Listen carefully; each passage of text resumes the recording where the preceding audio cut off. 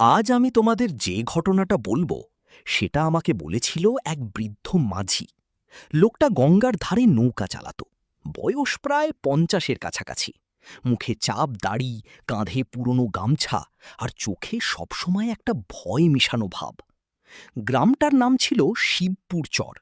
গঙ্গার একদম ধারে ছোট্ট একটা গ্রাম।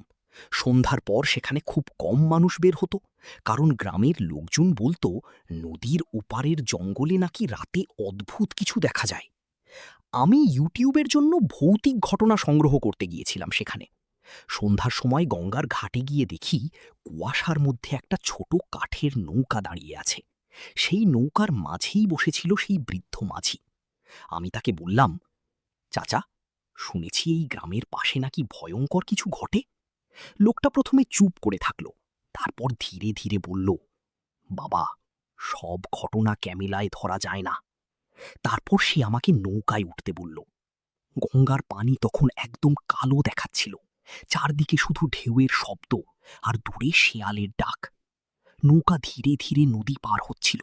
মাঝে মধ্যে কুয়াশার ভেতর দিয়ে শুকনো গাছ দেখা যাচ্ছিল। মনে হচ্ছিল কেউ দাঁড়িয়ে আছে। নদীর ওপারে নামার পর একটা কাঁচা বাঁধের রাস্তা ছিল। দুই পাশে বড় বড় গাছ, বাতাসে গাছের ডাল নড়ছিল, কিন্তু আশেপাশে কোনো মানুষ ছিল না। আমরা হাঁটতে হাঁটতে একটা পুরনো বটগাছের সামনে গেলাম। হঠাৎ মাঝি থেমে গেল। আমি দেখলাম গাছটার নিচে যেন সাদা কাপড় পরা কেউ দাঁড়িয়ে আছে। আমি মোবাইল বের করে ভিডিও করতে যেতেই লোকটা আমার হাত চেপে ধরে বলল, ক্যামেরা বন্ধ করো, ও জিনিস আলো পছন্দ করে না। তার গলার শব্দ কাঁপছিল। আমি ভয় পেলেও দূর থেকে তাকিয়েছিলাম। কয়েক সেকেন্ড পর হঠাৎ সেই সাদা ছায়াটা গাছের পেছনে চলে গেল। আমরা দৌড়ে সামনে গেলাম, কিন্তু সেখানে কেউ ছিল না। শুধু ভেজা মাটির ওপর খালি পায়ের দাগ দেখা যাচ্ছিল। আর আশ্চর্যের বিষয়, সেই পায়ের দাগ নদীর দিক থেকে আসেনি, বরং গাছের কাছ থেকে হঠাৎ শুরু হয়েছিল।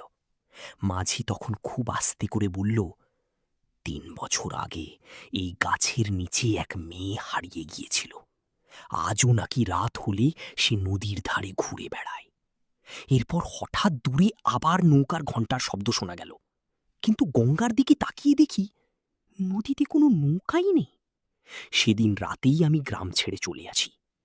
আজও যখন গঙ্গার পাড়ের ভিডিও দেখি, তখন মনে হয় সেই কুয়াশার মধ্যে কেউ হয়তো এখনো দাঁড়িয়ে আছে।